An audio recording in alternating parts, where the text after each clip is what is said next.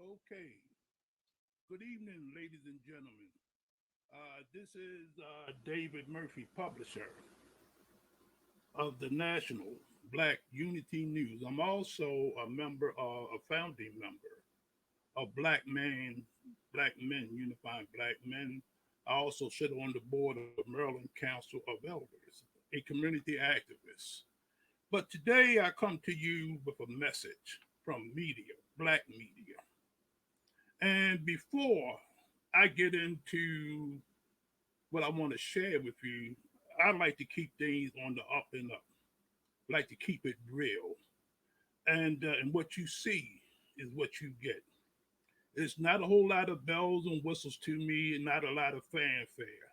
But what you will hear and what you will get is honesty, as far as I know it, and the truth. And I've been around for a long time. I just turned 70 years of age, and which is a blessing. But I always like to start in the beginning. And before I get into my discussion with you, I want to share a story my mother shared with me because people have preconceived ideas of who they listen to or what they expect. And so again, like I tell you, if you if you know me, what you see is exactly what you're going to get. And she told me this story about this elderly man and this young boy was entering into a village. And some of the villagers approached the elderly man and the young boy, and the elderly man was riding on a donkey, and the little boy was leading it. And they got upset with the elderly man. He said, "Why are you sitting up there riding that donkey while this little boy is walking?" So the young boy, and the elderly man reasoned together, and so they decided to let the young boy ride the donkey, and the elderly man led. So as they entered further into the village, some more villagers approached, and they was upset with the young boy. They said, "Why are you sitting up there riding that donkey while this elderly man is walking?" And by that time, they was about to enter, you got close to this bridge. And so again, the young boy that got off the donkey and the elderly man, they reasoned together again. So what they decided to do was they lifted up the donkey and then they proceeded to cross that bridge. But because of the weight of the donkey, and the bridge was kind of old, raggedy type of bridge, and they were swaying back and forth, unfortunately, the donkey fell over into the river and drowned. Now, my mother told me the moral of this story is don't lose your ass trying to please everybody. And so that's just my point. I'm not here to tickle your ears, to tell you something that may sound good. I'm going to bring it to you straightforward from my own experiences. And I've been around the block once or twice.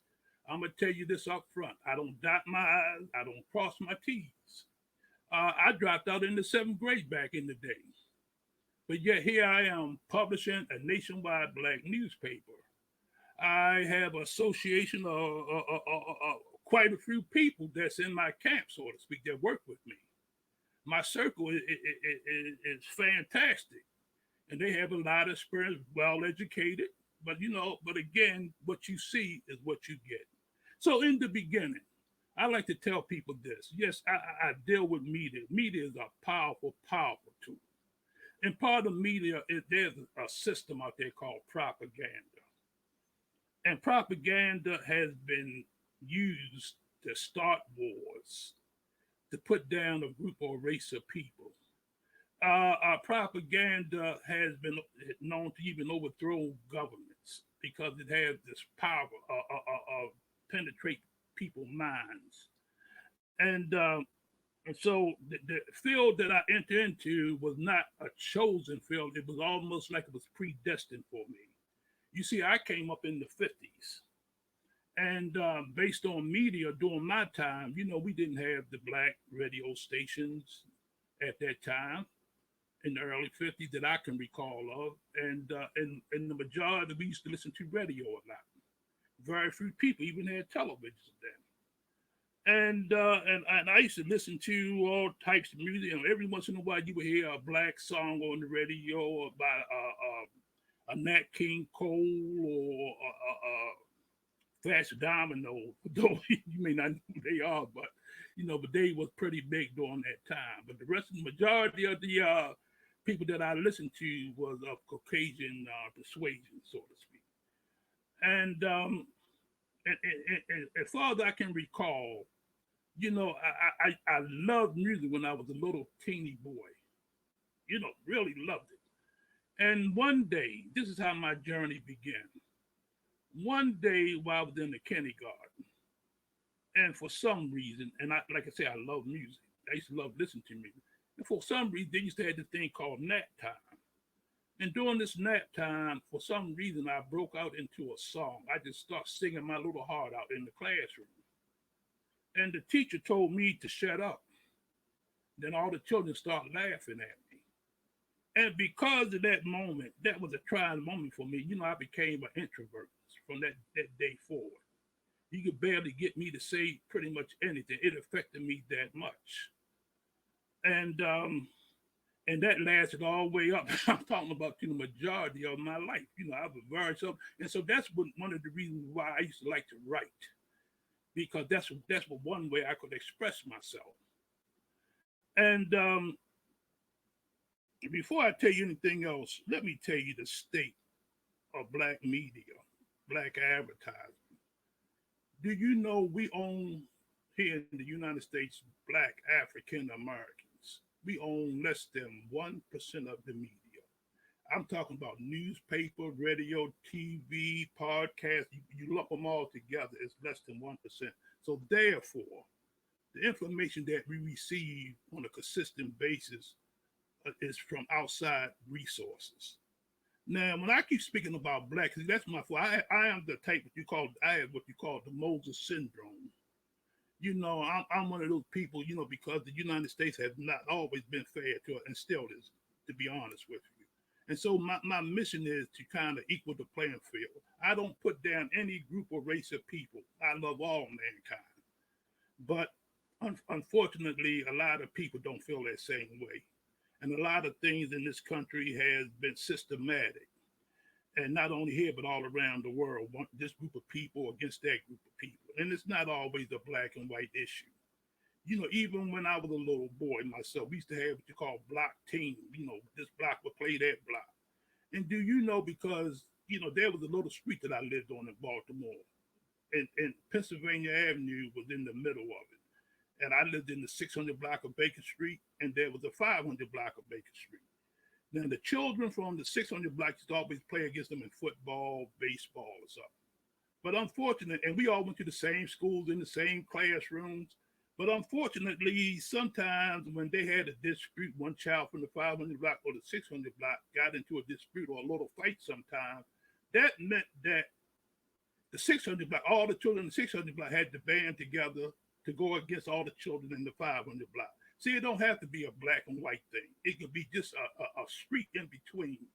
You have African nations, countries, tribes will fight one another. The same thing with ancient Asian tribes. They will fight Indian tribes for one another. So it's not always black and white when I mention that. It's just a systematic thing that man forms in his mind and get territorial. But getting back to the state of us in Black America. Now, I tell you, I bounce around sometimes, but what you see is what you get.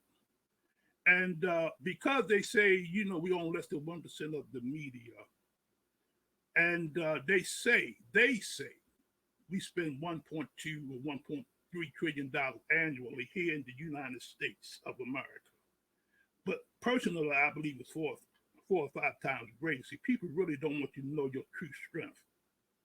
And I want to throw this out at you as well. Why do you think people come from over the world, all over the world, and come to America and then set up shops? And some people call it the hood, some people call it the ghetto, or some people can call it the less fortunate, the downtrodden. You can call it anything you want to. But they set up these shops and businesses in our communities and make a fortune from the least of us, as they say. They're able to build bigger businesses, bring their country people into the country, build institutions off of the hood. So we have a lot of wealth amongst ourselves. But the only thing about us, even way back in the day when I first started out, it is said that other ethnic groups circulate their money 7, 8, 13 times before go out to any other group of people. The African Americans or black people or melanated people, you might call, that money doesn't stay with us within a 6 hour period sometime. It goes directly out to somebody else. And I like to keep it real as I'm keep telling you. We support everyone, but unfortunately, very few support us. Even us do not support us. And that's one of the reasons why we have such many problems in our community. It's not because we don't want to support them, because of that propaganda I mentioned with the power of media. It turns you against yourself. It makes other things that the ice is colder or the grass is greener on the other side, so to speak. But see, that's the power of propaganda. And and do you know that if African Americans in the United States and beyond stop spending, I mean, we ain't got to spend with each other, just stop spending, the whole economic system will collapse. And everybody knows that. And that's why they won't hip you. That's why they won't teach you in our schools about your spirit and about economics empowerment. And so it's like I say, things are very systematically done to us. And not even that. Do you know that they monitor us at just about everything we do? Do you know they watch our children, the ones they call the brightest, the ones who have book knowledge, and they monitor throughout their lives in their school history. And if they excel in the way the systems are teaching us, then they give that child what they may call a scholarship, and then send them to their schools. And then once they graduate, put them on their jobs. And next thing you know, indoctrinate them into their way of living. They take our biggest and brightest, then they take the ones who are supposed to be strong and straight, and they ended up in the penal institutions. I'm keeping it real, ladies and gentlemen. If you come here for me to tickle your ears, you're not going to get it from me. But let me tell you something else about myself. I'm a God-fearing man. I love God. And not because of what people told me, because what I know for myself, my own experiences. And I'm going to take you to the beginning, then I'm going to take you to the end and tell you how we can work together, how we can support one another. But there's a system out there that I read in a book one time, and it's called The Seven Levels of Why. The Seven Levels of Why. Now, the way it starts, you can have somebody do it with its exercise, that you can do it with somebody, but it's best to do it alone. Ask yourself 7 different questions. Why you do this or why you do that? And I'm going to tell you something, it will take you on a journey. You will go on a roller coaster ride that you will never forget. It would take you places that you never even thought that you were there sometimes. It would make you remind you of things that you never gave much thought to. And I'm going to tell you how my thing went when I did this exercise. First of all, in my current state of mind, this was about 2 or 3 years ago when I took this test. And the first thing I asked myself, why? I'm a publisher of a black national newspaper called the National Black Unity News. And I asked myself, why do I publish this paper? And I had the basic question because I want to help my people. I want to do nice things. I want to bring exposure, all the nice stuff that people normally say, when they do something. And then I asked the second question, why do I want to help people? And then I start getting a little deep, and then I would say to myself, because, I do a black newspaper, I want to help black people because I see the suffrage of my people. I see the disparities that take place of us. I see how people use us against us. And then you ask yourself third question, why do you want to help people? And then it starts getting a little deep. Now I'm going to not take you through all of this, but I knew when I got down to my fourth or fifth level, uh, I was on a job, and I didn't mention this to you, but at the early age of 13 years old, I ended up being a teenage alcoholic, and uh, and that's because of discrimination in the way I perceived it. You see, I lived in an area that was just being broke into by black people, and the people don't know it. It's called Emerson Village here in Baltimore, Maryland, and that was in the early in 1961 that I moved into this area, and it was a predominantly white community, but black people were constantly moving in, and I literally had to fight to go to school. You talking about going to people used to judge, well, I walked a mile or two, but yeah, I did walk a mile and a half just to get to a school bus and then catch a bus to go and went further out into the community. And I literally had to fight my way going to school and fight my way coming back home school. But when I got to school on the bus, I went to the school called West Baltimore Middle School. The first year on Rockland, they called it. And it was the first middle school in Baltimore City where they had from the sixth to eighth grade. We used to have junior high school from the seventh to the ninth. But this was the sixth and eighth grade, and I was in the sixth grade. So our upperclassmen was pretty much predominantly white. The children that was black in there was the ones pretty much in the sixth grade. And when we got to school, there was protesting. This is the early 60s now. They was out there with signs calling us all kind of unsavory names that you can even think of. And I, as a young boy, I didn't know why they were so angry with us. But we was called the N words, and they were. I mean, these folks was angry. I mean, I was scared, and they protested. This was on a consistent basis. And then when I got home, then I had to go home and fight, just to get back home. And so that's one of the reasons why. And then my self-esteem, because I'm sitting in the classroom, a brand new school. Picture it now. I'm in a brand new school, brand new books. 90% of the class were white folks, and they was very well dressed. And here I come from Baker, Pennsylvania, and we used to wear patches, and we shared clothes. The big brother passed them down to us, so my clothes wasn't the best, and I I ended up with inferiority complex, but I later on in life, I challenged myself because I didn't like school going in the first place. What that teacher did to me way back then, I just couldn't stand school. But in any case, this year I kind of buckled down, and I never was a slow person. I'm talking about learning wise, but that year, I just wanted to compete against those other folks, just see if I could, and I ended up doing very well. But that summer, because we had to fight constantly in that neighborhood, the elder guys who were black, all age groups from 13 almost up to 20 years old, we used to pile around, walk around just for protection.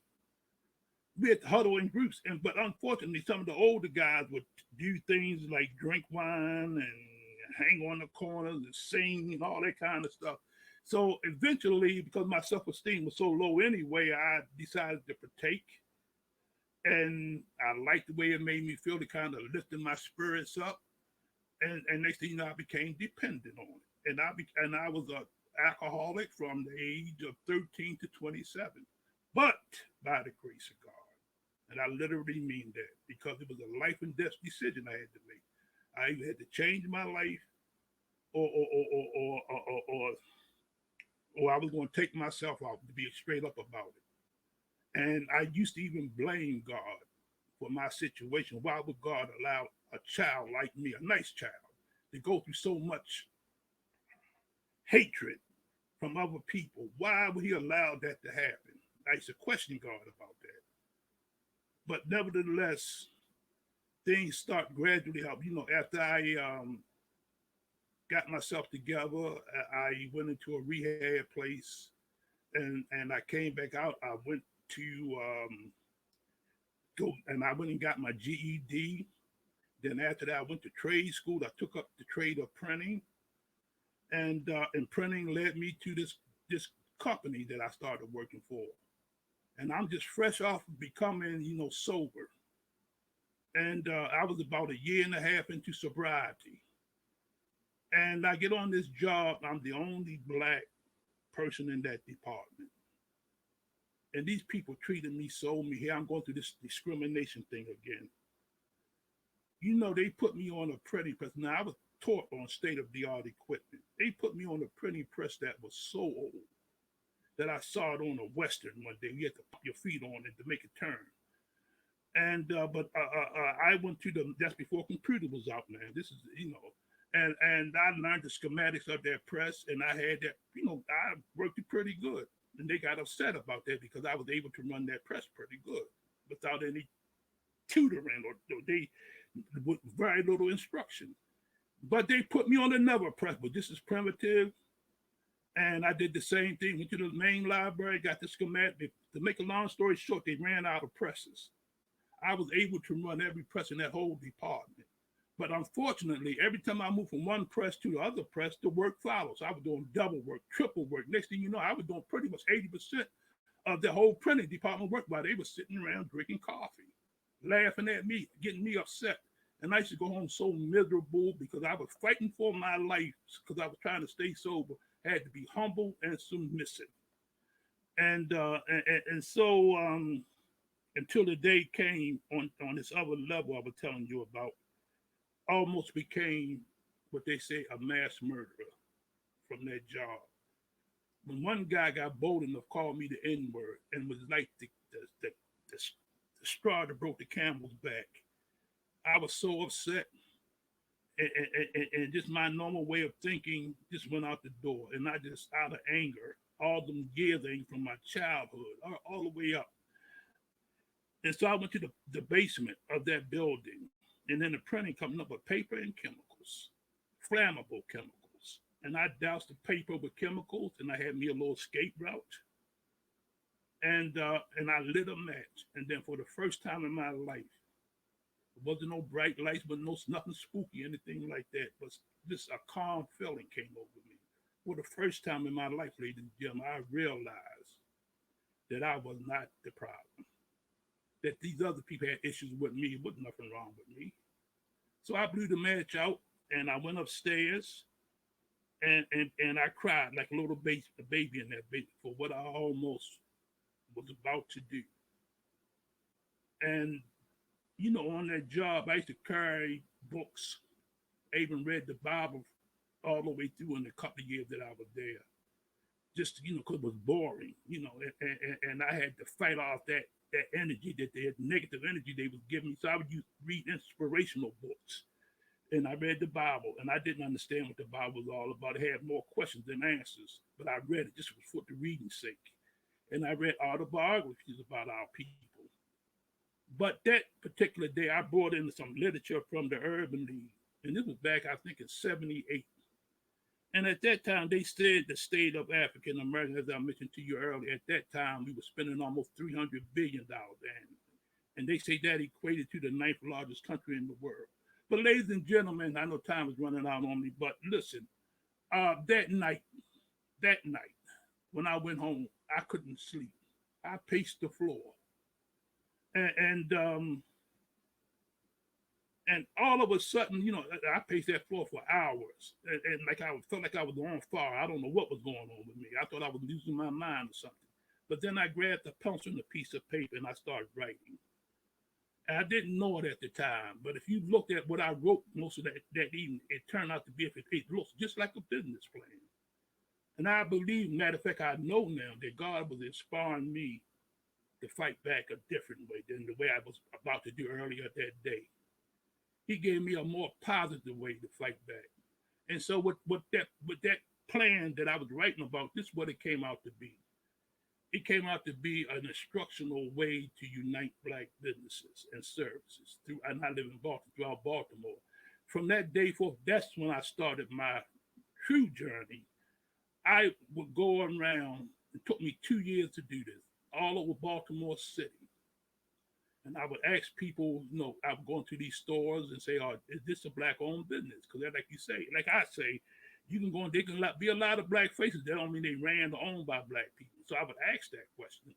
And when they identified that they were, I said, if I were to bring customers to you, would you be willing to give them no less than a 5% discount off your products, goods, or services? And they agreed, sure, if you bring me business. They said, how much would this cost you? I said, it wouldn't cost you anything but the discount. So I had no problem getting businesses to sign up. I did that until I got over 1,000 black businesses.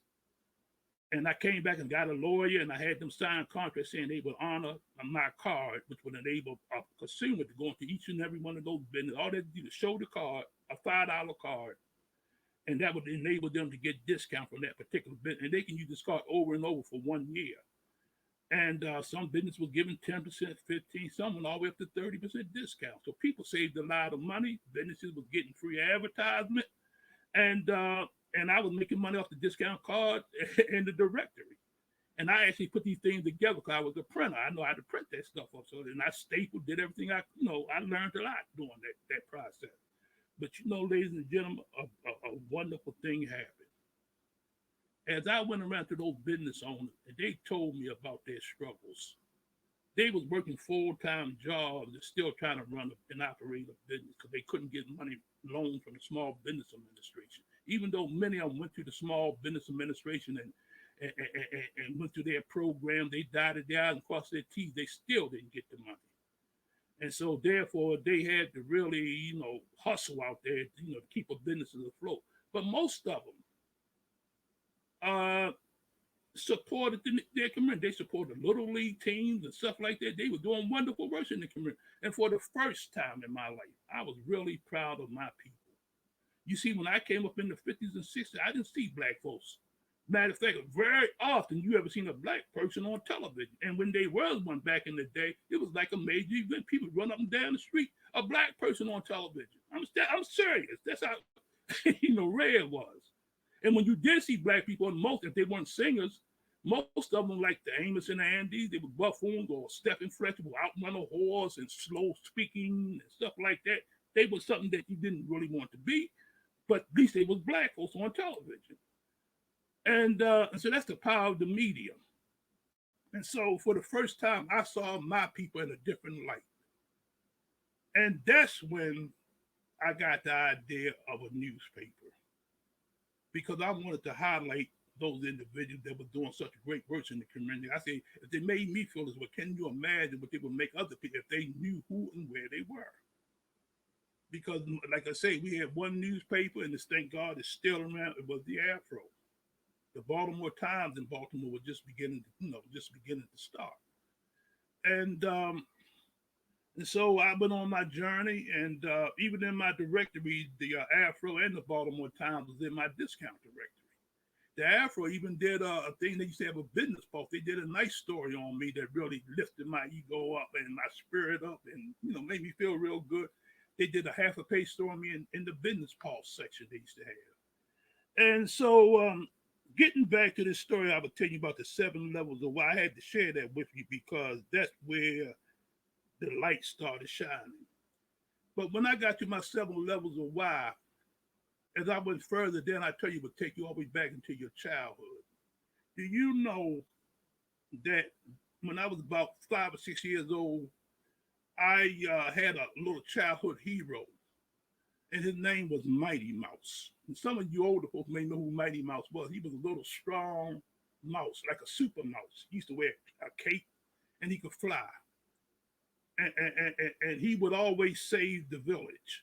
He would come from off a moon or something from outer space, wherever. Every time the cats or wolves were coming to the little mouse village and were picking the mouses up and going to take them home and eat them or whatever they're going to do with them, Mighty Mouse would appear out of the sky. And he would fly down and he would beat the wolves or the cats up. And then at the end, as he beat up and he saved the village, he would take the little mouse girl, little pretty mouse girl, and fly off into the sunset. And I used to love that. Man, that's what I wanted to do. Never knowing that in future, I'm still trying to save the village based on that analogy. But on my 6th level of why, I asked myself, why in the world would I want to be a little mouse? And then I don't know if you, like you say, a lot of your older folks may remember this. They used to have a thing on TV called the Mickey Mouse Club.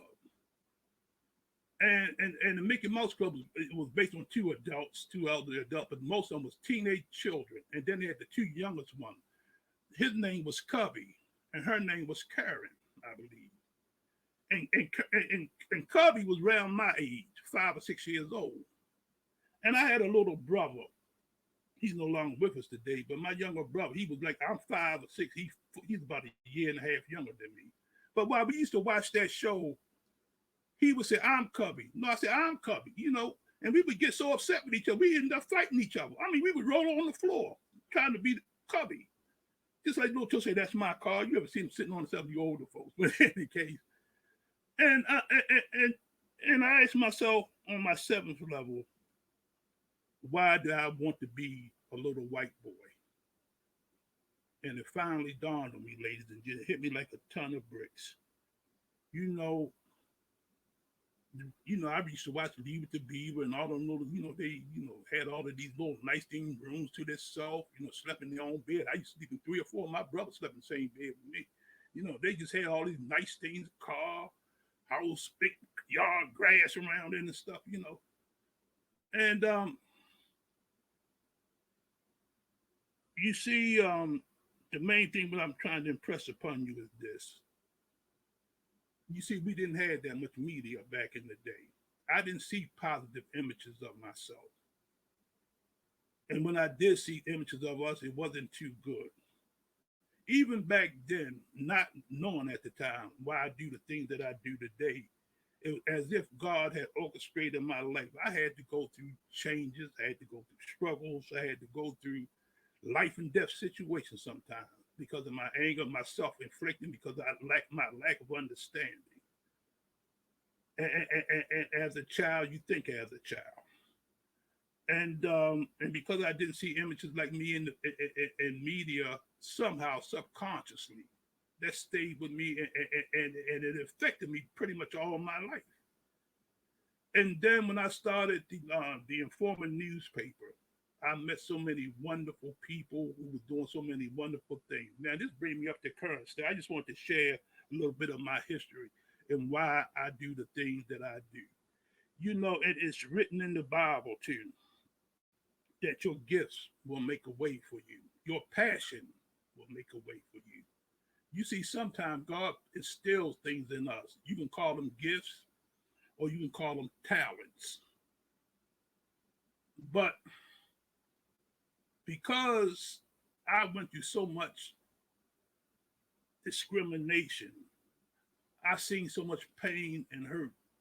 I used to pile around with people way older than me, even from the age of 12, 13 years old. I was hanging around with guys 10 or 15 years old. As I got older, I was hanging around people 10 years old. I was sitting up in the bar, 14 and 15 years old with grown men, 20, 25 years old. But I used to love to glean from them. I loved to hear their stories. I was just amazed. I loved old folks. I just like sitting around old folks just to hear their story when they talk about it when they was young and things like that. And so, but my whole journey has been around this issue. And that's why I do the things that I do today, because I lived through discrimination. I seen what it did to my father, which I didn't mention. You see, my father was a very educated man. He had 2.5 years of college. And in those days, in his days before my days, that kind of education was almost like a doctorate degree because most people didn't even finish high school in them days. But my father came to town, a Renaissance man. He could sing, he had military experience, college experience, he could build, he come from the farm, he can do this and he can do that. But you know what they had him doing? Cleaning out toilets on these jobs, calling him boy and this, that. And he came home and I watched his demise because he ended up being an alcoholic too. And to just see how we medicate ourselves after being beaten down, especially black men. And I'm not making an excuse for anybody, but when you get beat up enough and your will get low enough, don't never say what you won't or will not do. But through the grace of God, when God got into my life and set me on my mission, and I had no idea about public, no idea about journalism. I had no clue. But when I started the Informer newspaper, that was my first black newspaper, the Informer News right here in Baltimore. I was the photographer. I was the writer. I was the layout. I wore all the hats. And all them hats almost wore me out. But it was a learning curve. I learned so much by me being a printer. I knew how to print stuff, but then I used to look at the stuff we used to print, how it was laid out, and how it was all set up. And that gave me, and I brought me a typewriter. That's before computers had just started coming. I had one of those good typewriters. They had a little line with memory, and you can see the word. It's a little one line. And that thing, it was very expensive. It cost me $400 way back in them days. And and I printed out, my first newspaper and had it published. And a wonderful thing's happened, ladies and gentlemen. From the inception of just the thought of it until the day I held that publication in my hand, it was such a miraculous feeling to me, because like God said, God is a creator, and he created us to create. And I created something just from a thought, and then I held this in my hand. And from that day forward, I've been on this mission. You see, the type of mission I'm on is, yes, it's media. Media is a powerful tool. And we have been indoctrinated in so many different forms by media. It tells you what you're going to buy, what kind of house you want. It tells you, it's sending you subliminal messages about what to eat, what to wear, what type of person you want to be involved with. Movies, media, any form it comes in, we are bombarded with this media thing day and night, even subconsciously. Do you know back in the day, and I don't know if they still do, they probably do. Do you know I was told one time, and then I seen it, that when we used to go to the movies as children, and we used to stay, most people back in our day, we stayed in movies almost on weekends. I think that's how the baby boom really got kicked. They send the children to the movie so the parents had some me time. Just saying, but But in any case, they would take one frame, just one little frame, and show popcorn. Just a frame, just a flash. You couldn't, the naked eye won't even catch it, but your subconscious mind will. And do you know after they do that little 1 second clip before do you know a multitude of people get up and go to the stand and buy popcorn? That's how powerful media is. Media tells our children, you wonder why our children think the way they do and act the way they have the kind of selfish adaptation to them now. Because the music they listen to is all about me, myself, and I. And they listen to this on a constant basis. Next thing subconsciously, they start believing it. And they did the same thing in media to us as black people, not to trust one another, like the light skin against the dark skin, the haves and the have-nots, the educated and the uneducated. All kinds of things that have been so subjected to us that we sometimes we go unconsciously not even aware of. That's why media is so powerful. Even what you say to your children about media. Now, I recall back in my day, they had this old saying, "Ma, can I do this or can I go here? Can I do that?" No children say, no. And the children got bold enough sometimes to say, "Why?" "Because I said so." And that, and that wasn't good enough for me, but you better, submit yourself, because back in them days, they would pick up a switch or some other stuff and take care of you. But there was always once in a while an aunt or elder or grandmother or something would pull you up and say, "This is why you can't do this and this," and they explained it. Then that made sense to me, because they say, why, they were looking out for me. But I didn't know what they were, just because I said so. What was they telling me? That's the power of media. Even what we say to our children on a consistent basis impact their life. Just like I told you before, when that teacher told me, "Shut up," I never sang in public again. I did very seldom spoke to people. I was an introvert.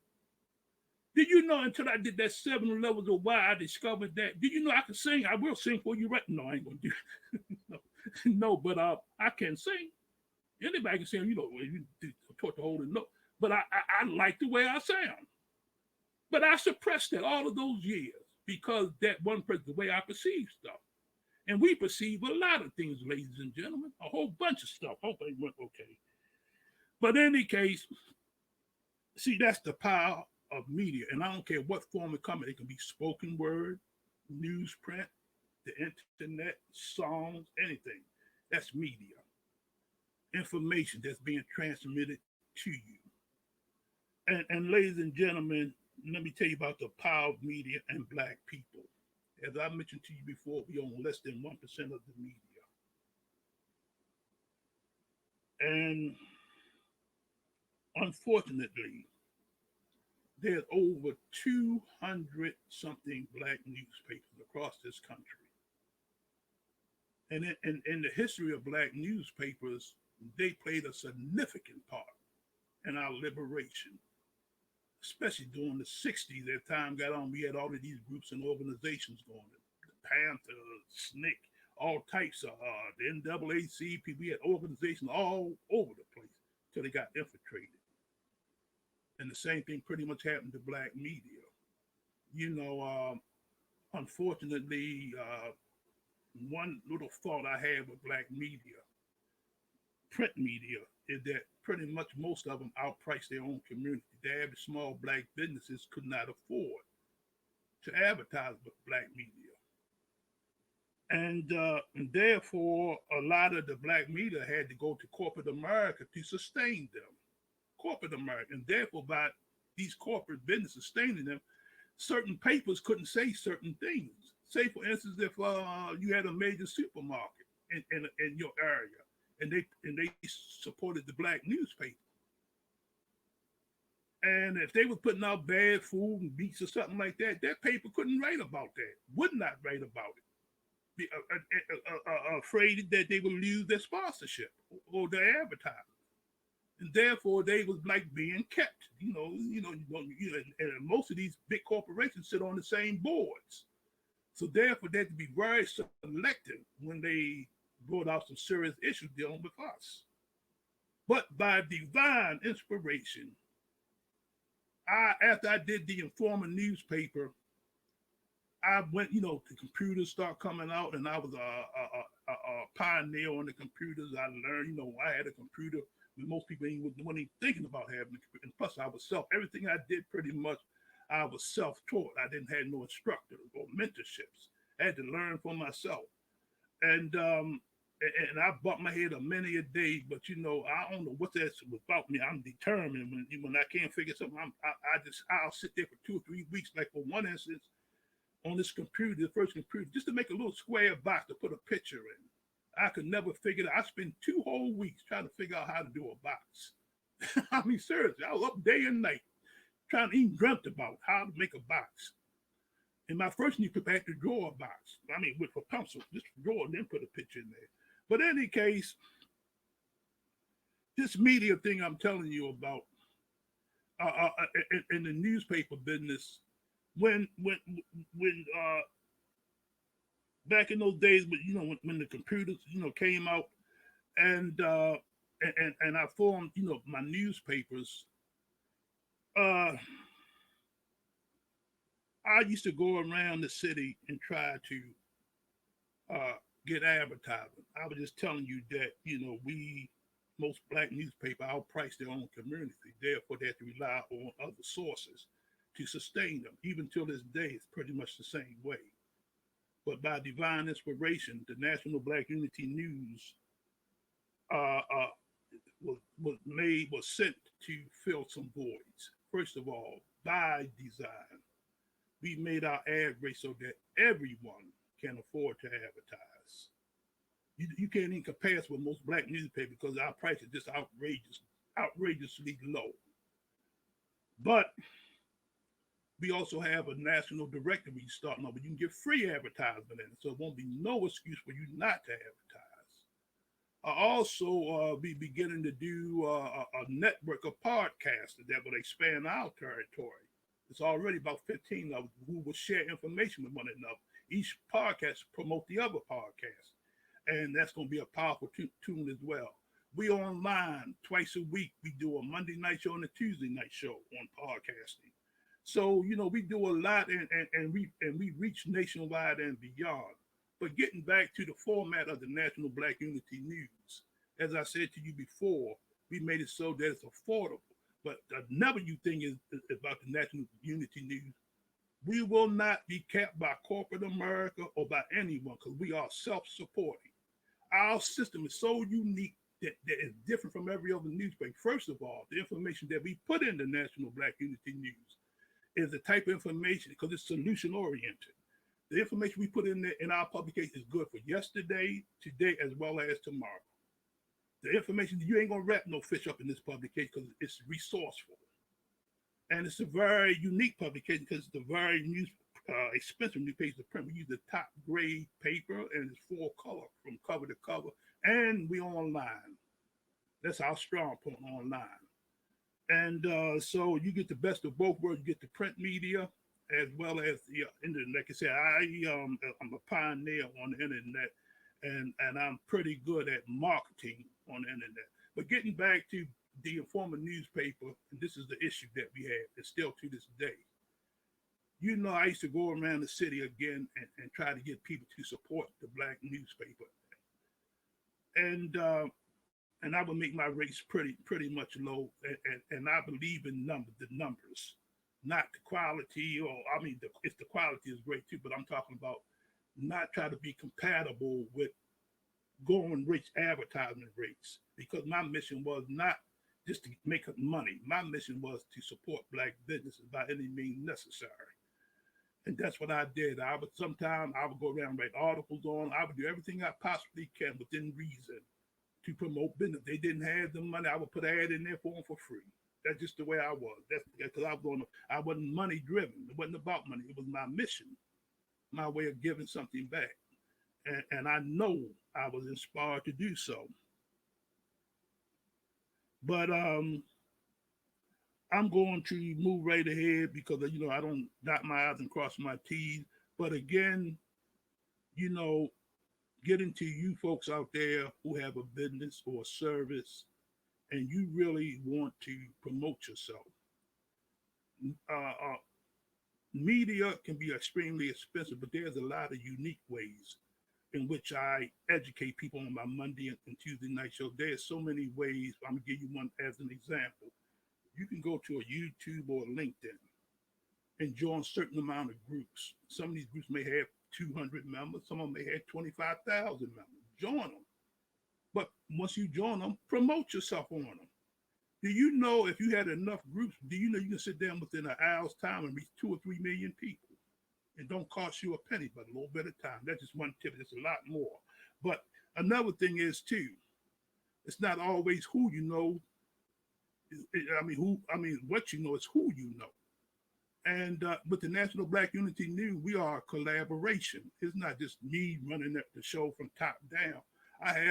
It's a collaboration of like-minded people who want to support us. And they pay for their own pages. We don't have to hire writers or anything like that. Our people pay for their own stuff. But at the same time, they educate you about their industry with solution-oriented information. And a lot of them just want to give back to the community because they done been there and done that, and now they want to help. That's one thing unique about our publication. But the saddest thing about us, I'm going to tell you, ladies and gentlemen, in closing, is this. When I used to go around to these brick and mortars and ask them to advertise, and I would come back around a couple of months later, these people put so much money into the building, into the store. They had some of the most fantastic products and services. They had all the bells and whistles, but they didn't have a budget for advertisement. They depended on friends and family. And when I used to go back around to them, they put their blood, sweat, and tears into these businesses. When I would go back to them, they was closed down because family and friends could not sustain them. And if you think the other folks, Caucasian folks, will break down your business the way we break down this, it's not going to happen. It hasn't happened yet. And so you have to rely on us sometimes. And you know how we are.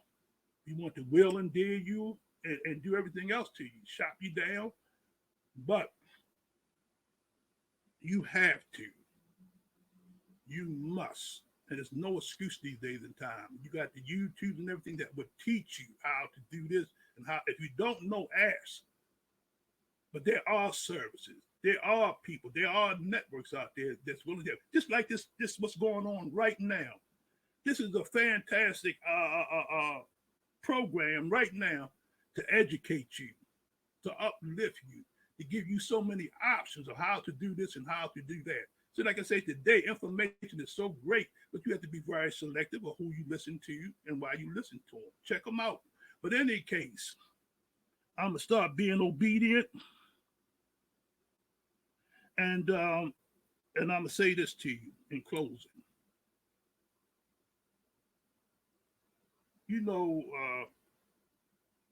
when God bless you with that entrepreneurship, with that spirit, and you pour your blood, sweat, and tears into it, and you commit yourself to making change not only for yourself but for your family and your children's children, you know that's a good thing. But you have to, you must reach out to people like myself and other people like the people running this program right here, this symposium right here, that you know people really care about you. There's a lot of folks out there not trying to harm you or hurt you, but you have to reach out. You have to network. And I consider myself a servant of servants. That's what I do best. I serve people who are out there serving people.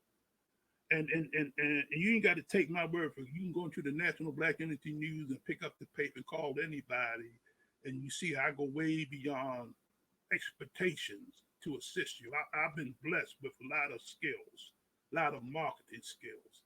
I do commercials, I do seminar, podcasting, build websites. I do it all pretty much. You know, I've been blessed. And I pour all of that on you. The worst thing in the world for a person like myself is to go to the grave with all this wisdom and knowledge. My goal into life is to pour it out on you so we can sustain ourselves, our children and our children. You know what I want? Before I go, I just became another, but I got 12 grandchildren. Do you know what I want on their walls? My great grandchildren, great granddaddy sitting up there who made it possible for them to go to school, who made it possible for them to have a legacy, made it possible for them to have a business. That's what it's all from me. That's what it's all about. And if you want to listen to me very carefully, if you out there, you have a dream, you have a vision, or you got a business, and you really want to get to the next level, you need to give me a call and let's talk. It don't cost you nothing to talk to me.